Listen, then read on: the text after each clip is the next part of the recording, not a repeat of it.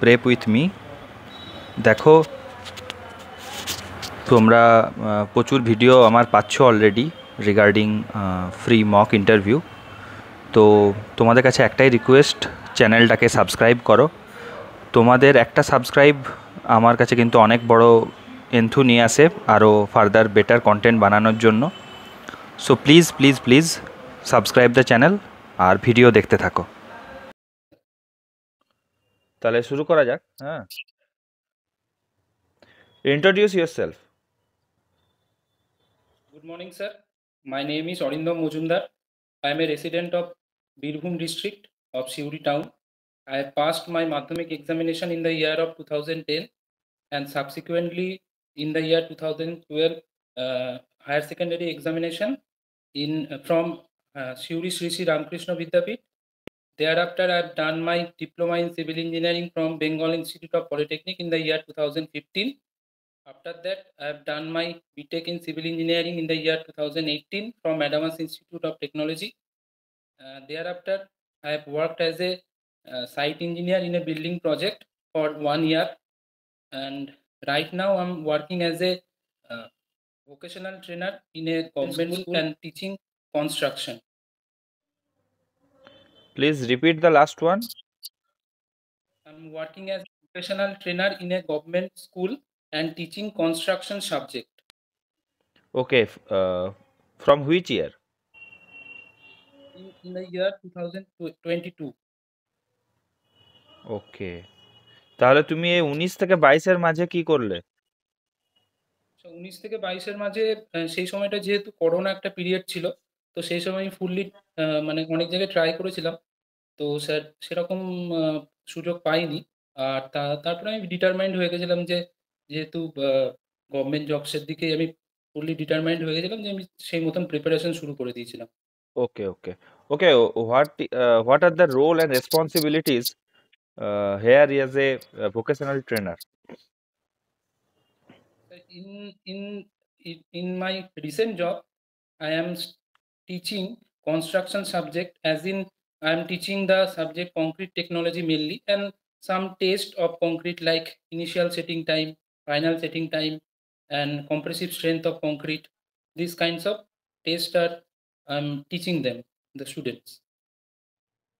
Okay, okay, okay. Is it a mandatory subject? No, sir, this is optional elective subject, and this is from the class 9 to class 12 for students of class 9 to 12.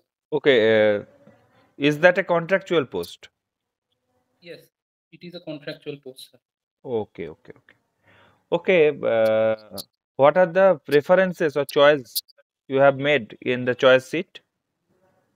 So my first choice is PWD, and the second choice is Irrigation and Waterways Department, and the third choice is MAD Department. Why first choice is PWD when you have no experience regarding the roads and all, or other experience also? The site experience is very less for you. So why PWD? Sir, PWD is a prestigious vertical post of government of West Bengal for a civil engineer or any kind of engineering background student or aspirant. So, sir, and as uh, I have experience for field for 1 year, and also I have theoretical knowledge, and I'm preparing right now for the same things again and again. So I think I'll be a uh, better employee for the government of West Bengal, and I'll be asset of them. You have no experience in road. As you know, the 60% of the work in PWD is regarding road, highway. Yes, sir, that's true. But as I have experience in the field, and also I know how field work is being done, and I have also experience in building project. Okay, you And know the field work, na? Okay. yes, sir. Uh, okay. Okay.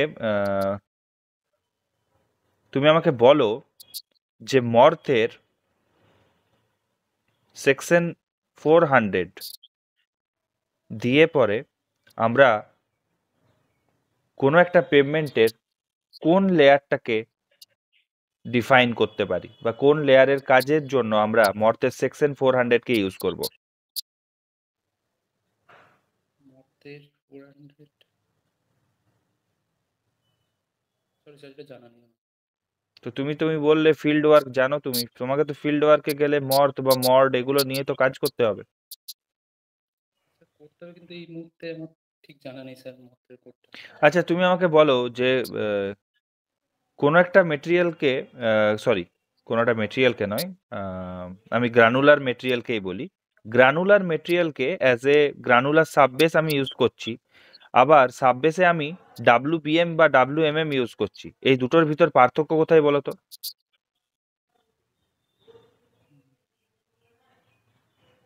Sir ডাব্লিউবিএম বা ডাব্লিউএমএম সাধারণত base course হিসেবে ব্যবহার করা হয়, এবং granular material সাধারণত না, আমি জিএস। যেটা প্রশ্ন করলাম সেটার অ্যান্সার দাও। Don't try to create answers.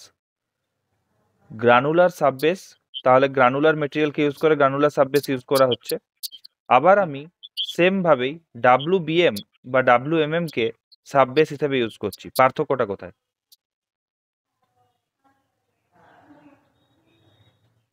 Sir পার্থক্য হচ্ছে স্যার, ডাব্লিউবিএম বা ডাব্লিউএমএম সাধারণত বেস কোর্সের জন্য ইউজ করা হয়, এবং হচ্ছে স্যার ডাব্লিউবিএম বা ডাব্লিউএমএম এর সাধারণত স্ট্রেংথ গ্রানুলার সাববেসের থেকে বেশি হয়, এবং সেটা হট মিক্স প্ল্যান্টে তৈরি করা হয়। এবং গ্রানুলার না না যে না, তুমি ঠিক প্রশ্নটা ধরতেই পারছো না। তুমি কি জানো যে ডাব্লুবিএম বা ডাব্লুএমএম কে আমরা সাববেস হিসেবে ইউজ করতে পারি? সেটা জানা নেই। তাহলে আচ্ছা, সিটিএস বলতে কি বোঝো বলো তো? সিটিএস? কম্প্রেশন টেস্টিং মেশিন, না কম্প্রেশন না না না না, কম্প্রেসিভ।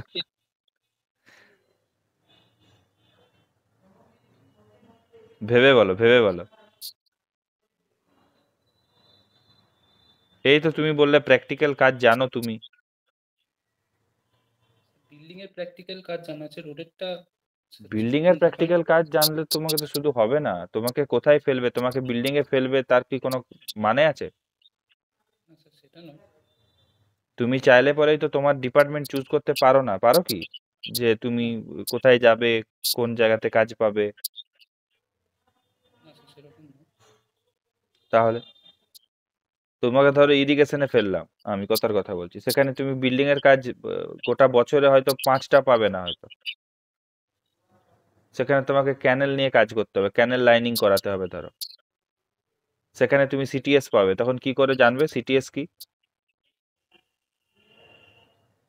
স্যার সিটিএস জানা নেই। আচ্ছা, তুমি আমাকে বলো যে হাইওয়ে আর এক্সপ্রেসওয়ে এই দুটোর ভিতর পার্থক্য বলো।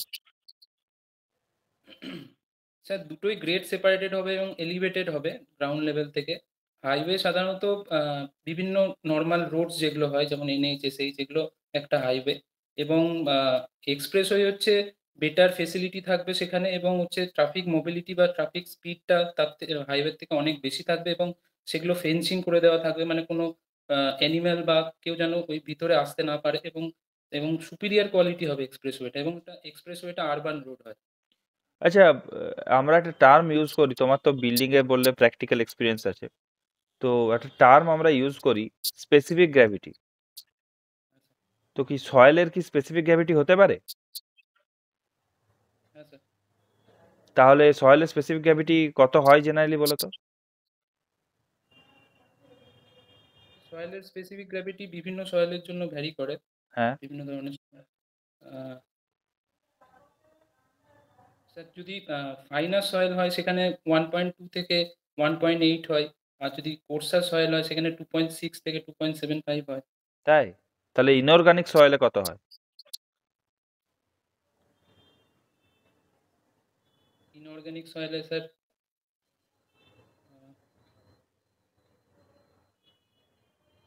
এই মুহূর্তে মনে পড়ছে না স্যার। ইনঅর্গানিক সয়েল হয় তো নাকি? হ্যাঁ স্যার। অর্গানিক সয়েলের কত হয়? অর্গানিক সয়েলের সাধারণত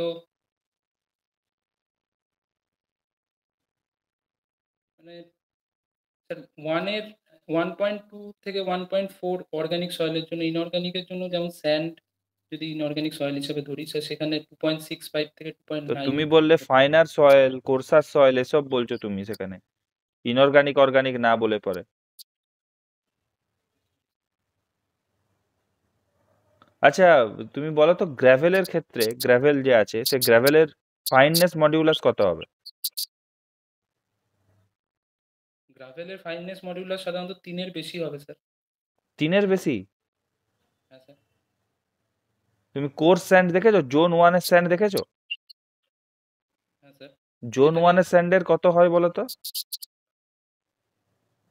জোন 1 স্যান্ডে স্যার 2.6 থেকে 2.9 হয়। তাই? তাহলে জোন 2, জোন 3 এই স্যান্ডের কত হয়? সরি স্যার, জোন 1 এর হচ্ছে 2.9 থেকে 3.2 হয়। তাহলে হ্যাঁ সরি, মানে সব গুলিয়ে গা করে দিয়েছো একদম পুরো। ভুলিয়ে গেছিলাম। যাই হোক, ঠিক আছে, তুমি আমাকে আরেকটা কোশ্চেনের অ্যান্সার দাও। সেটা হচ্ছে কোন একটা সয়েল রয়েছে, তাতে আমরা ক্লে ফ্র্যাকশন মেজার করব কিভাবে? Clay fraction sir sedimentation analysis করতে পারি সেখানে আমরা। কিভাবে করব সেডিমেন্টেশন অ্যানালিসিসটা?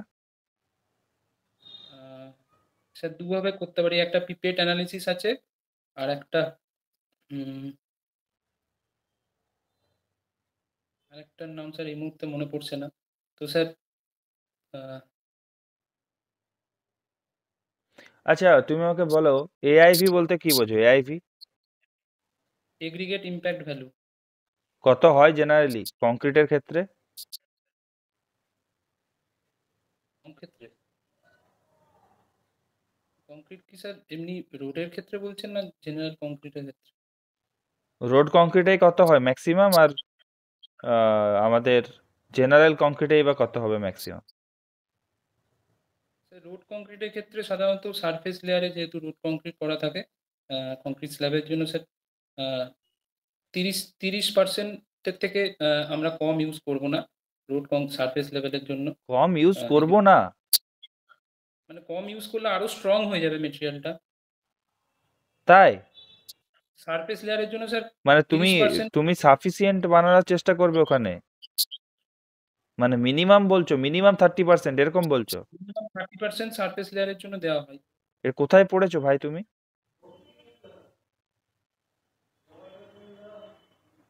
ইম্প্যাক্ট ভ্যালু স্যার 30%ই তুমি জানা আছে। কংক্রিট টেকনোলজি পড়াচ্ছো,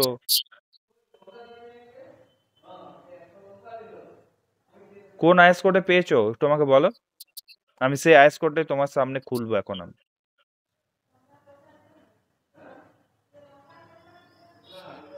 সারফেস লেয়ারের জন্য 30%ই আমার জানা তুমি আছে। আইএস কোডটা বলো, আইএস কোডটা বলো, তারপরে 30%, 40%-এ যাবো। আইএস আমি কোড স্যার এখনই তোমার সামনে আইএস কোড খুলবো।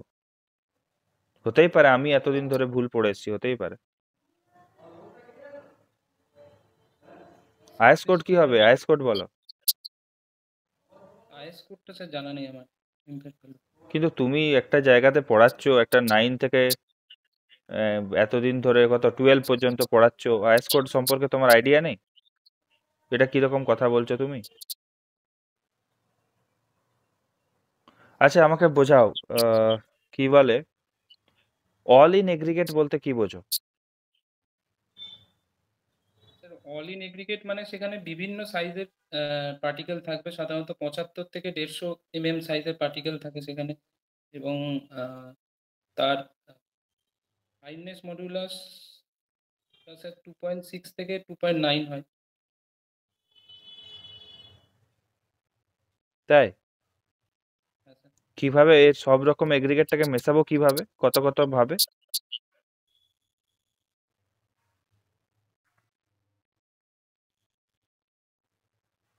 সেটা স্যার জানা নেই আমার। কোন আইএস কোড ধরে পরে এই টেস্টটা করব?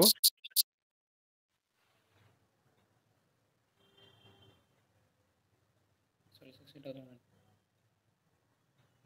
তো তুমি তো টেস্ট পড়াও বলছো। এই টেস্টগুলো সাধারণত করানো হয় না কংক্রিটের স্যার, কম্প্রেসিভ স্ট্রেংথ বা শুধু কংক্রিট দেখলে হবে? কংক্রিট তৈরি করতে গেলে তোমাকে তো এগ্রিগেটের টেস্টও জানতে হবে, তোমাকে সিমেন্টের টেস্টও জানতে হবে। আচ্ছা ঠিক আছে, দাঁড়াও, তুমি আমাকে আরেকটা কথা বলো। ধরো তুমি সাইটে গেছো, তোমাকে আমি পিডাব্লিউডিতেই দিয়েছি, তুমি বিল্ডিং সেকশনে দেখতে গেছো। দিয়ে তুমি সাইটে যেয়ে পরে ডিসকভার করলে যে একটা সাইটে যে সিমেন্ট বস্তাগুলো ইউজ হচ্ছে, সেই সিমেন্ট বস্তাগুলোর তে প্রায় 20%, 30% লাম্প হয়ে গেছে। লাম্প বোঝো তো? হ্যাঁ, লাম্পস হয়ে গেছে। এবারে সে লাম্পস গুলোকে একটা বস্তা আছে যেখানে আঙ্গুলে করে টিপলে পরে লাম্পস গুলো ভেঙে যাচ্ছে। আরেকটা বস্তা আছে যেখানে টিপলে পরেও কোনো রকমে লাম্পস গুলোকে তুমি আঙ্গুলে টিপে ভাঙতে পারছো না। কোনটাকে তুমি অ্যালাউ করবে আর কোনটাকে অ্যালাউ করবে না? একটু ভেবে অ্যান্সার দেবে, হ্যাঁ? সময় দিলাম, নাও সময় নাও, 30 থেকে 1 মিনিট সময় নাও, ভেবে অ্যান্সার করবে। নাকি তুমি দুটো সিমেন্টের বস্তাকেই ডিসকার্ড করে দেবে?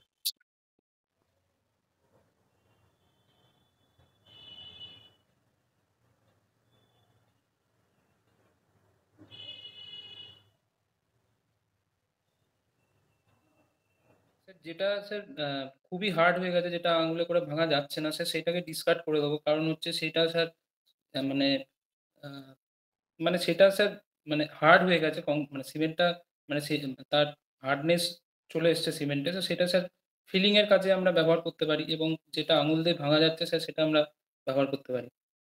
তাই? যেটা আঙুল দিয়ে ভাঙা যাচ্ছে সেটা ব্যবহার করতে পারি?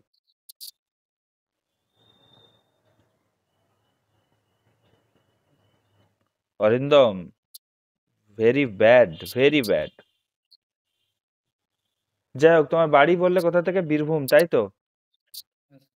আচ্ছা, তোমার বাড়ি যদি বীরভূম হয়, তো বীরভূম বিখ্যাত কেন পশ্চিমবঙ্গের ভিতরে? স্যার বীরভূমে প্রধানত শান্তিনিকেতন রয়েছে, এবং সেখানে কবিগুরুর প্রতিষ্ঠিত বিশ্বভারতী রয়েছে। এছাড়া স্যার বীরভূমে বক্রেশ্বরে উষ্ণ প্রস্রবণ রয়েছে। এছাড়া তারাপীঠ রয়েছে। আহ, তাছাড়াও স্যার বীরভূমে বিভিন্ন সাহিত্যিকের জন্ম হয়েছে, যেমন তারাশঙ্কর বন্দ্যোপাধ্যায়ের জন্ম হয়েছে। এছাড়া কবি জয়দেবের জন্ম হয়েছে, চণ্ডীদাসের জন্ম হয়েছে, কবি চণ্ডীদাসের জন্ম হয়েছে বীরভূমে। আচ্ছা। আচ্ছা, বীরভূমে একটা ব্যারেজ আছে, জানো? হ্যাঁ স্যার, কি ব্যারেজটার নাম বলো তো? তিলপাড়া মিহিরলাল ব্যারেজ। আচ্ছা, এই তিলপাড়া ব্যারেজটা আহ, কতগুলো বে আছে তিলপাড়া ব্যারেজে? স্যার তিলপাড়া ব্যারেজে 7টা বে আছে স্যার। 7টা বে আছে? তাহলে গেট কটা আছে? সরি স্যার, 7টা গেট আছে স্যার, বে 6টা আছে স্যার। তাই? হ্যাঁ স্যার। তাহলে 15টা গেট কার আছে?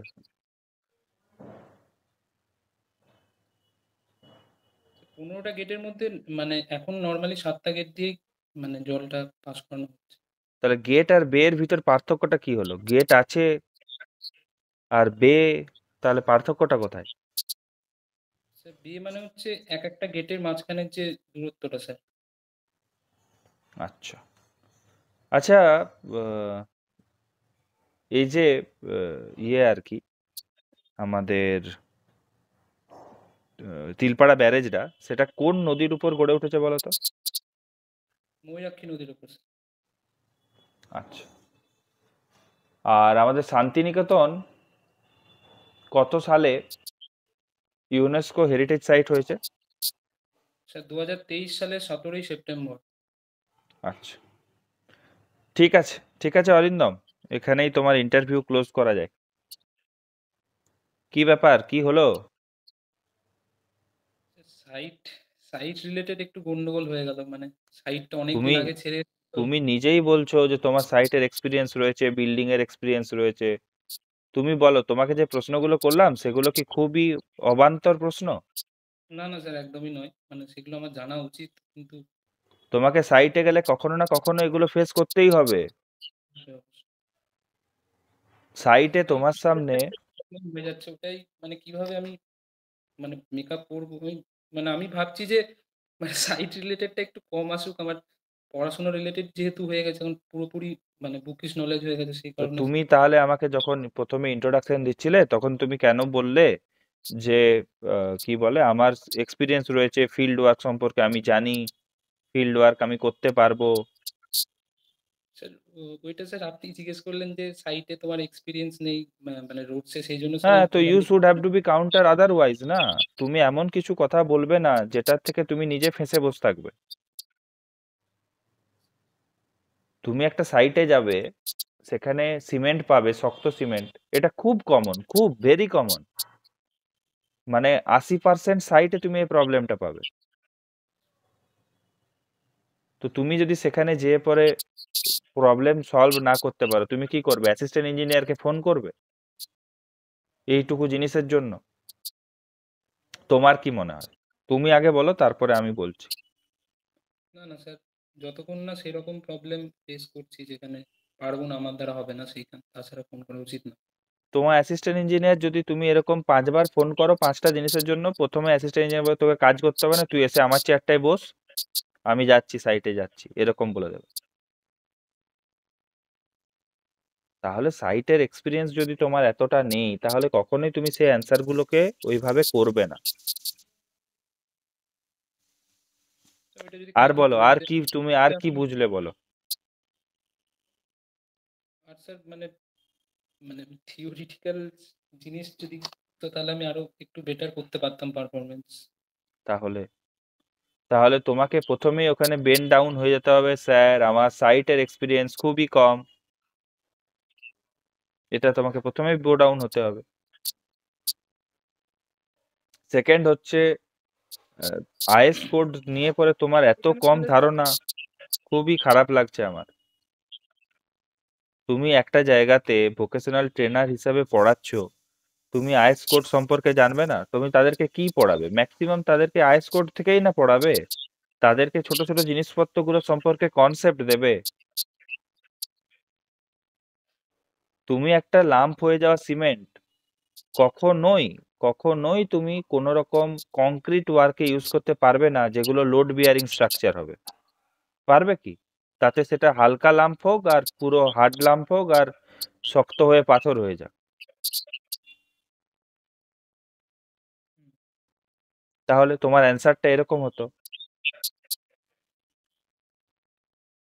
তারপরে তুমি আমাকে অ্যান্সার করছো যে কি বলে এআইভি, এআইভির ক্ষেত্রে ম্যাক্সিমাম হচ্ছে 30%। আরে ম্যাক্সিমাম বলছি, মিনিমাম হচ্ছে 30%। 30%-এর কম হলে চলবে না। উল্টো বলছো, 30%-এর বেশি হওয়া চলবে না। 30%-এর বেশি সারফেস লেয়ারে ইউজ করেন, ওটা আদার দেন সারফেস লেয়ারে। হ্যাঁ, তাহলে বেশি হওয়া চলবে না, তুমি সেখানে আমাকে মিনিমাম বলছিলে। তুমি ভিডিওটা দেখবে তাহলে বুঝতে পারবে। হ্যাঁ স্যার, হ্যাঁ। তাহলে তুমি কি হচ্ছে সেই, যাই হোক, ডায়লগটা হয় না, বাত বদল দিয়া জজবাত বদল দিয়া, এরকম হয়ে যাচ্ছে একদম পুরো।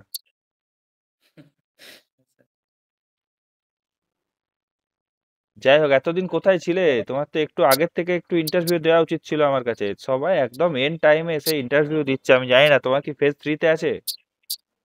হ্যাঁ স্যার, 3-তে আছে আমার, ওই 11 তারিখ আছে। তাহলে নিজেকে কখন তৈরি করবে, নিজেকে কখন দেখবে? এই সমস্ত যে প্রবলেমগুলো ফেস করলে সেগুলো সম্পর্কে কখন তৈরি করবে? কি ভাবছো 10 দিনে 15 দিনে হয়ে যাবে সব? ইয়ে করবো আমি চেষ্টা স্যার, অবশ্যই করবো স্যার। আমি তুমি এই এই জিনিসটা বুঝতে পারছি না, এই স্যার এই আমার ধরুন 1 বছরের এক্সপিরিয়েন্স হয়েছে, ওটা আমি কিভাবে শো করবো মানে জিনিসটা, মানে ওটা তাহলে শেষের দিকে আমি যদি বলতে চাই ওটা না, কিভাবে বলবো? শেষের দিকে কেন বলবে? তুমি প্রথমেই বলবে। তুমি প্রথমেই বলবে, তুমি বলবে যে আমি সেখানে কাজ করেছিলাম অ্যাজ এ অ্যাপ্রেন্টিস বা ট্রেনি হিসাবে। ট্রেনিং।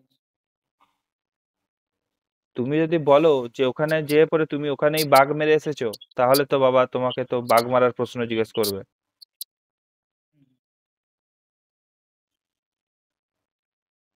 আমার প্রথম দিকে প্রচন্ড ভালো লাগলো যে তুমি আমাকে, আমি ইংরেজি প্রশ্ন করছি, তুমি আমাকে ইংরেজিতে অ্যান্সার করছো। এটা আমার প্রচন্ড ইমপ্রেসিভ লাগলো, কারণ যখন আমি কাউকে ইন্ট্রোডিউস ইয়োরসেলফ বলছি আর কেউ বাংলায় অ্যান্সার করে, তখন সেটা ঠিক নয়। ইংরেজিতে কোশ্চেন করলে ইংরেজিতেই অ্যান্সার করতে হবে। তারপর আমি বাংলায় নেমে এলাম, কারণ পুরো জিনিসটা ইংরেজিতে হবে না ওখানে তোমার। তো তোমাকে বাংলাতেও ফ্লুয়েন্ট থাকতে হবে, কারণ ওরা দেখে নেওয়ার চেষ্টা করবে যে তুমি বাংলায় কথা বলতে পারছো কিনা। কারণ তুমি তো একদম ডাইরেক্ট লেবারের সাথে কাজ করবে, মানে খুব বাজেভাবে শোনাবে।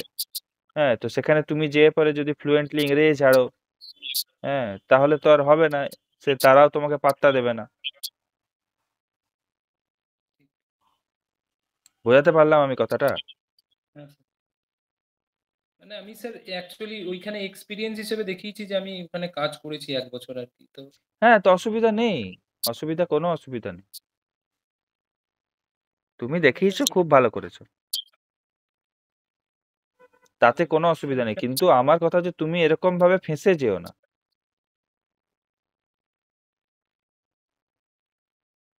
মানে ওখানে বলবে যে আমি অ্যাজ এ ট্রেনি হিসাবে কাজ করেছি, এটাই আমার এক্সপিরিয়েন্স, ব্যাস এটুকুই। আর একটু আইএস কোড গুলো খুলে দেখো, একটু আইএস কোড গুলো খুলে পড়ো। আর যদি আহ, মানে বললাম তো, তোমরা সব একদম এন্ড টাইমে এসে দাঁড়াচ্ছ, আমি জানি না এন্ড টাইমে এসে তোমরা কি ফায়দা পাবে, আমি জানি না। ঠিক আছে, আমি অফলাইন কয়েকটা কথা তোমাকে বলবো, অনলাইনের ভিডিওতে এসব বলে কোনো লাভ নেই। কারণ এতে তোমার যে ফায়দাটা হবে সেটা অন্যদের হবে না হয়তো। যাই হোক, সেটা আমি তোমাকে ফোনে বলছি, কলে কথা বলে নিচ্ছি। ঠিক আছে। ঠিক আছে, প্রিপারেশন নাও, ভালো করে প্রিপারেশন নাও। ঠিক আছে।